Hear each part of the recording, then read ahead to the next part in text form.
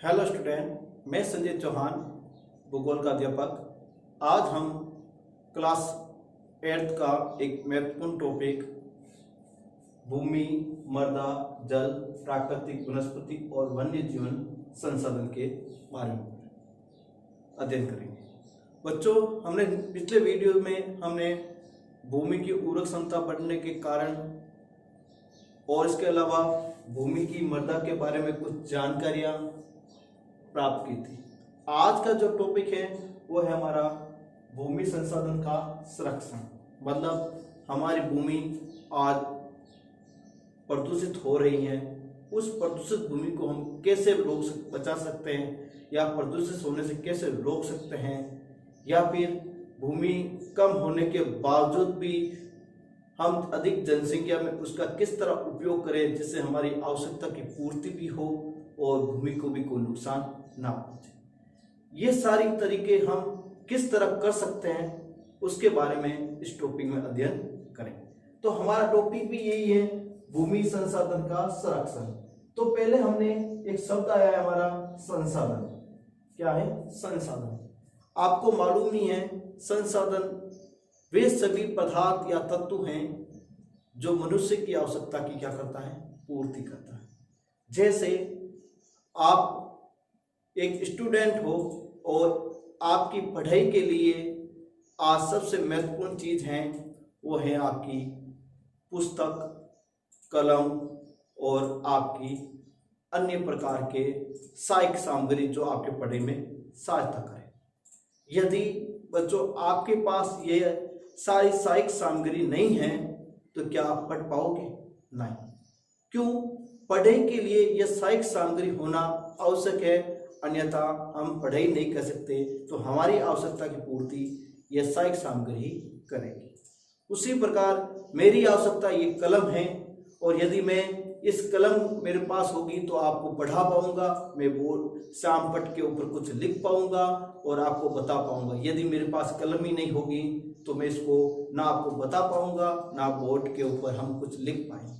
इसलिए हर कार्य के लिए कोई ना कोई चीज आवश्यक होती है। तो याद रखना, वे सभी पदार्थ या तत्व मनुष्य की आवश्यकता की पूर्ति करे वो संसाधन कहलाते। यदि अपन संसाधन संरक्षण की परिभाषा देखें तो आराम से इसमें समझ सकते हैं, भूमि का विवेकपूर्ण उपयोग करके उसकी गुणवत्ता को बनाए रखना। भूमि का विवेकपूर्ण मतलब कि इस तरह प्रयोग करें जिससे हमारी आवश्यकता की पूरी हो और भूमि को भी कोई नुकसान ना हो। इस प्रकार की प्रवृत्ति अपनाएंगे तो भूमि का हम क्या कर सकते हैं, संरक्षण कर सकते हैं। इसलिए इसमें कहा गया विवेकपूर्ण उपयोग करना।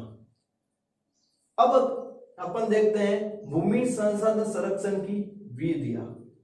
भूमि संसाधन संरक्षण की विधियां, पहला है वन रोपण। देखो, वन जहां पर अधिक होते हैं वहां की मिट्टी की गुणवत्ता अधिक होती है। क्यों? उन वनों के पेड़ों से जो उनसे गिरी या टूटी हुई टहनियां, पत्तियां जब मिट्टी के साथ मिल जाती हैं तो उसमें उर्वरक क्षमता में क्या करती है, वृद्धि करती है।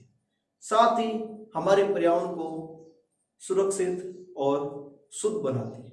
इसलिए ज्यादा से ज्यादा जिस क्षेत्र में वन क्षेत्र होंगे उन क्षेत्र की भूमि प्रदूषित बहुत ही कम होगी। दूसरा, भूमि उधार। देखो, आपको मालूम ही है कि सरकार आए दिन हमें यह समझाती है कि आप भूमि को लैब के अंदर ले जाइए और उसका टेस्ट कीजिए और उसमें कौन से तत्वों की कमी है उसका प्रयोग कीजिए, जिससे भूमि का क्या हो जाएगा, उद्धार हो जाएगा। मतलब उर्वरक क्षमता जो खोई हुई है वो वापस प्राप्त हो जाए। लेकिन किसान की अज्ञानता के कारण क्या करते हैं कि जो तत्व आवश्यक होते हैं उसका तो प्रयोग नहीं करते हैं, लेकिन प्राचीन तरीके की बनाई गई जो विधियां हैं उसी का उपयोग करके जो अनावश्यक जो रासायनिक हैं या अनावश्यक जो तत्व हैं वो मिट्टी में डालकर और मिट्टी को खराब कर देते हैं। रासायनिक कीटनाशक और उर्वरकों का विनियमित प्रयोग। देखो, यदि अपन मिट्टी के अंदर लगातार कीटनाशक एवं रासायनिक उर्वरक जैसे यूरिया, अमोनिया, डीएपी इस तरह के खादों का प्रयोग करेंगे तो धीरे धीरे भूमि है वो अम्लीय हो जाएगी। क्या हो जाएगी? अम्लीय, जिसमें कृषि क्रिया करना बहुत ही क्या हो जाएगा? दुर्लभ। यदि अपन आवश्यकता से अधिक यदि इन खादों का प्रयोग करेंगे तो नुकसान होगा। इससे अच्छा है कि इसके स्थान पर अपन जैविक खाद और गोबर खाद का नियमित उपयोग करें और रासायनिक और अरासायनिक उर्वरक और कीटनाशकों का भी नियमित प्रयोग करें। अतिचारण पर रोक। देखो, यदि किसी खेत के अंदर या चक के अंदर लगातार पशुचारण किया जाता है तो पशु के जो खुर होते हैं वो मिट्टी को खोद देते हैं, जिससे तेज गति से चलने वाली हवाएं उन मिट्टी को अपने साथ उड़ाकर ले जाती, जिसके कारण ऊपरी जो मिट्टी थी वो उड़कर चले जाने से पीछे अनुर्वरक जो भूमि है वो बच जाती है और भूमि की गुणवत्ता का क्या हो जाता है? ह्रास होता है। इसलिए इन विधियों का प्रयोग करके अपन भूमि का संरक्षण कर सकते हैं। अगला बिंदु हमारा भूमि संसाधन का दुष्प्रभाव के कारण। आज भूमि के ऊपर या भूमि का इतना प्रयोग या भूमि के ऊपर इतना प्रदूषण होने का क्या कारण है वो अपन जानते हैं। देखो बच्चों, पहला बिंदु इसमें क्या कह रहा है? बढ़ती जनसंख्या तथा इनकी बढ़ती मांगों के कारण वन भूमि और कृषि योग्य भूमि का बड़ा पैमाने पर विनाश करना। देखो, आज हमारे देश या विश्व के अंदर दिन प्रतिदिन जनसंख्या में क्या हो रही है? वृद्धि हो रही है, और वृद्धि होने के साथ साथ उन लोगों की आवश्यकता की पूर्ति करने के लिए उनकी मांगे भी बढ़ रही है, और उन मांगों को पूरा करने के लिए वनों और कृषि योग्य भूमि को समाप्त किया जा रहा है। तो इसलिए आपको सबसे पहले आपको जनसंख्या पर कंट्रोल करना पड़ेगा, और यदि आप जनसंख्या पर कंट्रोल करोगे बच्चों तो उसमें जनसंख्या कम होगी, कम जनसंख्या होगी तो मांग कम होगी, और जब मांग कम होगी और हम उसकी पूर्ति कर पाएंगे तो हमें कृषि योग्य और वन्य भूमि को विनाश करने की जरूरत नहीं पड़ेगी। तो बच्चों, एक शब्द आया हमारे यहाँ, जनसंख्या। जनसंख्या क्या है ये अपन 9th क्लास के अंदर 8th क्लास के अंदर इस टॉपिक का बारे में अध्ययन भी करेंगे। 8th क्लास में ये टॉपिक भी है भी। तो इसमें सीधा सा परिभाषा है बच्चों, जनसंख्या किसी क्षेत्र में रहने वाली लोगों की संख्या क्या कहलाती है? जनसंख्या। वापस मैं रिपीट करता हूं बच्चों, किसी क्षेत्र में रहने वाली लोगों की संख्या क्या कहलाती है? जनसंख्या। अगले बिंदु को अपन देखते हैं, जैसे भूमि जैसे प्राकृतिक संसाधनों के समाप्त होने के डर पैदा हो जाता, और भूमि जैसे प्राकृतिक संसाधन है वो लगातार उपयोग करेंगे तो एक दिन क्या हो जाएगा? समाप्त हो जाएगा। आपको मालूम ही है हर संसाधन सीमित है, और यदि अपन उसका सीमित उपयोग नहीं करेंगे तो एक दिन ऐसा जरूर आएगा जिसमें हमारे संसाधन समाप्त हो जाएंगे, और संसाधन की कमी के कारण लोग आपसी झगड़े, मतभेद और विभिन्न प्रकार की कुरीतियों का प्रयोग करना शुरू कर देंगे। फिर अपन देखते हैं बच्चों भूस्खलन। भूस्खलन क्या है? आपको पता ही है, भूस्खलन एक प्राकृतिक आपदा है, ठीक है। और प्राकृतिक आपदा क्या होती है वो आपको मैं पहले पता था। ऐसी आपदा जिसको घटित होने में मनुष्य का कोई हस्तक्षेप ना हो, ऐसी आपदा जिससे घटित होने में मनुष्य का कोई हस्तक्षेप ना हो, वो होती है प्राकृतिक आपदा। जैसे बच्चों भूकंप क्या मनुष्य ला सकता है? नहीं। और ज्वालामुखी विस्फोट? नहीं। सुनामी? नहीं। इसके अलावा जो भूस्खलन है वो भी मनुष्य नहीं कर सकता। तो इस तरह प्राकृतिक कुछ आपदाएं होती हैं, और कुछ आपदाएं होती हैं मानवीय आपदाएं, जो मानवीय गतिविधियों के कारण होती है, ठीक है। तो अपन लेते हैं भूस्खलन। भूस्खलन को सामान्य रूप से सेल, मलबा और ढाल से गिरने वाली मिट्टी के वर्त संचलन को कहता है। मतलब सीधी भाषा में हम समझे तो सीधी सी बात है बच्चों, किसी क्षेत्र में कोई भी पहाड़ी हो और वो पहाड़ी स्वतंत्र रूप से मलबे के रूप में जब धरातल पर तेजी से गिरने लगती हैं तो उसी को हम क्या कहते हैं? भूस्खलन। काफी बार आपने देखा होगा बारिश के मौसम में, आपने न्यूज भी देखते हो उत्तराखंड हिमाचल प्रदेश की, वहां पर बारिश के मौसम में रोजाना कहीं ना कहीं सड़कों के आसपास भूस्खलन हो ही जाता है। और आपको मालूम होना चाहिए बच्चों, भारत में सबसे ज्यादा जो भूस्खलन है वो उत्तराखंड में होता है। कहाँ होता है बच्चों? उत्तराखंड के अंदर, भारत के अंदर सबसे ज्यादा भूस्खलन देखने को मिलता है। भूस्खलन के यदि कारक पूछते हैं कि भूस्खलन के कौन कौन से कारक है, तो बच्चों पहला कारक है भूकंप। कौन सा है? भूकंप। जब भूकंप आता है तो धरातल हिलता है, और हिलने से कोई भी पर्वत चोटियां या पर्वतीय स्थल है अपना संतुलन खो देते हैं, और ऊपर से सारा जो मलबा है वो नीचे की तरफ गिर जाता है। और यदि अपन भूकंप की परिभाषा देखें बच्चों, तो सीधी सी परिभाषा है, पृथ्वी के आंतरिक भाग में कंपन के कारण उत्पन्न होने वाले हलचल को भूकंप कहते हैं। याद रखना बच्चों, पृथ्वी के आंतरिक भाग में कंपन के कारण उत्पन्न होने वाली हलचल को क्या कहते हैं? भूकंप। ठीक है। अगला है बाढ़। जब कभी किसी क्षेत्र में ज्यादा बारिश होती है तो मिट्टी कटाव लेती है, और कटाव लेने से ऊपर की जो पर्वतीय क्षेत्र की चोटियों पर जो मलबा है वो नीचे की तरफ गिरने लगता है, तो उससे क्या हो जाता है? भूस्खलन। और यदि आपसे बाढ़ की परिभाषा पूछे तो सीधी सी परिभाषा है बच्चों, किसी क्षेत्र में अधिक वर्षा हो जाने के कारण, किसी क्षेत्र में अधिक वर्षा हो जाने के कारण पानी का भराव हो जाता है, उसे हम क्या कहते हैं? बाढ़। फिर है बच्चों अगला बिंदु, ज्वालामुखी क्रिया। देखो, ज्वालामुखी क्रिया भी भूस्खलन के लिए उत्तरदायी है, क्योंकि पहाड़ों के ऊपर जब तेजी से ज्वालामुखी विस्फोट होता है तो कंपन पैदा होता है। क्या होता है बच्चों? कंपन। और उसी कंपन से क्या होता है? पहाड़ों की जो चट्टानें नीचे गिरने लग जाती है। और यदि आपसे बच्चों पूछ लिया जाए कि ज्वालामुखी क्या है, यदि ज्वालामुखी क्या है परिभाषा पूछते हैं, तो सीधी सी परिभाषा है बच्चों, पृथ्वी के आंतरिक भाग में जब तापमान बढ़ जाता है तो चट्टानें पिघल कर मलबे के रूप में धरातल पर आकर लावा के रूप में जम जाती है। उसी प्रक्रिया को हम क्या कहते हैं? ज्वालामुखी क्रिया कहते हैं। ठीक है बच्चों। अब अपन देखते हैं बच्चों भूस्खलन के कारण। क्या कारण है जिससे भूस्खलन होने की संभावनाएं बढ़ जाती है? तो इसका पहला कारण है लंबे समय तक भारी वर्षा होने से भूस्खलन होता है। लंबे समय तक भारी वर्षा होती है तो क्या होता है? भूस्खलन। क्यों? क्योंकि जहां पर लंबे समय तक भारी वर्षा होगी तो मिट्टी के अंदर पानी मिल जाने से वो कीचड़ बन जाता है। क्या बन जाता है बच्चों? कीचड़। और फिर कीचड़ गुरुत्वाकर्षण बल के कारण वो पहाड़ी से नीचे की तरफ प्रवाहित होने लगता है और भूस्खलन की घटना घटित हो जाती है। अगला बिंदु, ये नदी के प्रवाह के कुछ समय के लिए अवरोध कर देता है, और जब ये भूस्खलन होता है और नदी मार्ग में गिर जाता है तो नदी के मार्ग को क्या कर देता है? रोक देता है।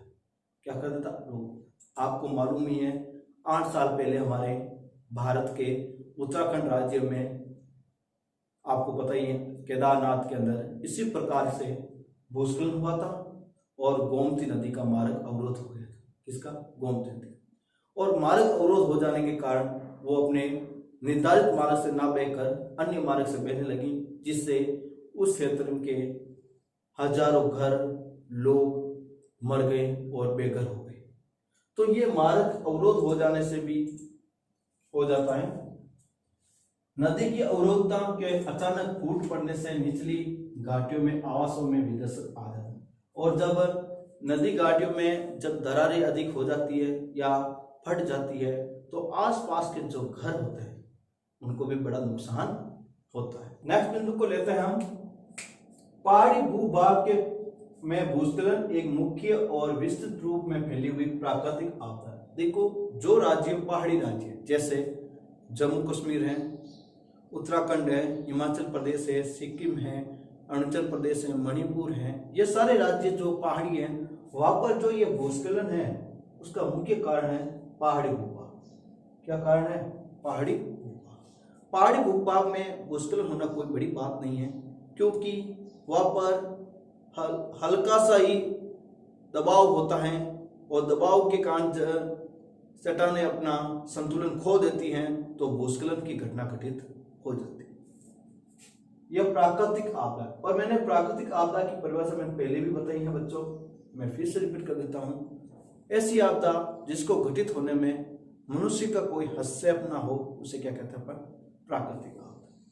जो प्राय जीवन और संपत्ति को आघात पहुंचाती है। और जब कभी भूस्खलन होता है तो उससे जीवन को नुकसान तो होता है, साथ में संपत्ति को भी नुकसान होता है। मैं एक एग्जाम्पल बता रहा हूँ। काफी बार आप न्यूज़ों में देखते हैं बच्चों कि कभी कभी सड़क से वाहन निकल रहे होते हैं पहाड़ी क्षेत्रों में से, जैसे अपन उत्तराखंड में, और अचानक पहाड़ी ऊपर से नीचे गिर जाती है और नीचे वाहन दब जाते हैं, जिसमें संपत्ति का तो नुकसान होता ही है, उसमें सवार जो लोग होते हैं वो भी दबकर क्या हो जाते हैं? मर जाते हैं। इससे जान और माल दोनों को क्या पहुंचती? हानि पहुंचती है। अगला जो टॉपिक है हमारा, भूस्खलन को रोकने की प्रविधियां।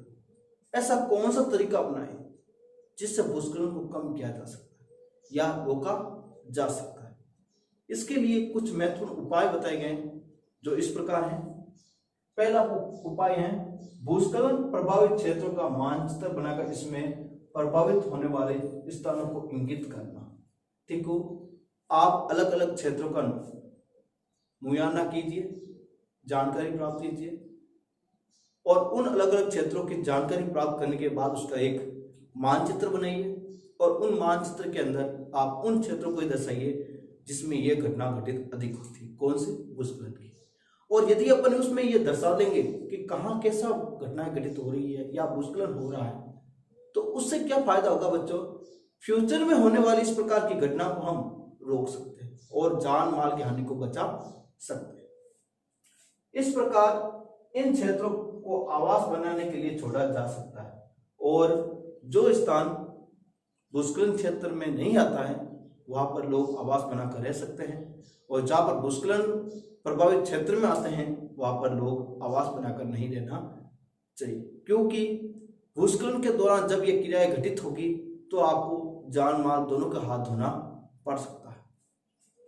अगला बिंदु देखते हैं बच्चों, भूमि को खिसकने से बचाने के लिए प्रतिरोधी दीवार का निर्माण। देखो, पहाड़ी क्षेत्रों में पहाड़ों को काटकर सड़क बनाते हैं, पहाड़ों को काटकर क्या करते हैं? सड़क बनाते हैं बच्चों। और उन पहाड़ों को काटने के बाद उन पहाड़ों से भूस्खलन ना हो, इसलिए उनके पास एक पत्थर या किसी तरह से दीवार खड़ी कर दी जाती है। क्या कर देती? दीवार, जिससे चट्टाने या पहाड़ी अपना संतुलन खोने के बावजूद भी टूट कर ना गिरे, इसलिए उसे प्रतिधारी दीवार का निर्माण होना चाहिए। अगला बिंदु देखते हैं बच्चों, भूस्खलन को रोकने का सबसे प्रभावी तरीका वनस्पति में आवरण में वृद्धि है। देखो, यदि पहाड़ी क्षेत्रों में बच्चों ज्यादा से ज्यादा वन क्षेत्र का विकास कर दिया जाए तो भूस्खलन को कम किया जा सकता है, क्योंकि आपको मालूम है बच्चों कि पेड़ों की जो जड़ें होती है वो मिट्टी को पकड़े रखती है मजबूती से, और जल्दी से उसे खिसकने नहीं देती है। इस कारण से यदि पहाड़ी क्षेत्रों में वन आवरण बढ़ा देंगे तो भूमि के ऊपर जो पहाड़ी क्षेत्र है अपना संतुलन खोने के बावजूद भी ये भूस्खलन के रूप में नीचे नहीं गिरेगी। ठीक है बच्चों, अब अपना अगला बिंदु देखते हैं, सतही अपवाह तथा झरना अफवाहों के साथ साथ भूस्खलन की गतिशीलता को नियंत्रित करने के लिए पृष्ठीय अफवाह नियंत्रण उपाय क्रियान्वित किए जाए। देखो, जो अफवाह तंत्र क्षेत्र में है या झरना क्षेत्र के अंदर कोई भी प्रकार के अफवाह क्षेत्र या झरना क्षेत्र में कोई प्रकार की प्रवृत्ति हो रही हो, उसको नियंत्रित करने के लिए एक संस्था बनाई जाए, और उसमें उन क्षेत्रों के अंदर ना लोगों को बसने दिया जाए या ना कोई प्रकार की औद्योगिक गतिविधियां करने जाए। ठीक है, एक सताया बच्चों इसमें अफवाह। अफवाह का सीधा सा अर्थ है बच्चों नदियों की वाहिकाएं। क्या है? नदियों की वाहिकाएं क्या कहलाती है? अफवाह। और यदि एक शब्द आ जाए बच्चों अफवाह तंत्र, क्या आ जाए बच्चों? अफवाह तंत्र, तो इसमें थोड़ा सा डिफरेंस अंतर है बच्चों। डिफरेंस है। जैसे हमने पहले क्या पढ़ा था, अफवाह नदियों की वाहिका, और यदि नदियों की वाहिका के जाल को हम क्या कह देंगे, अफवाह तंत्र। नदियों की वाहिका अफवाह और अब नदियों की वाहिका के जाल को अफवाह तंत्र। इस तरह हमने बच्चों भूस्खलन की परिभाषा, कारक, कारण और नियंत्रण करने के उपाय इस टॉपिक के अंदर अध्ययन किया। हमारा जो नेक्स्ट टॉपिक होगा वो मिट्टी होगी, जिसमें हम मिट्टी की परिस्थितियां पढ़ेंगे, मिट्टी के प्रकार पढ़ेंगे, मिट्टी के दुष्प्रभाव पढ़ेंगे, या मिट्टी के प्रदूषित होने से कैसे रोका जा सकता है, उसके बारे में अध्ययन करेंगे। थैंक यू, धन्यवाद।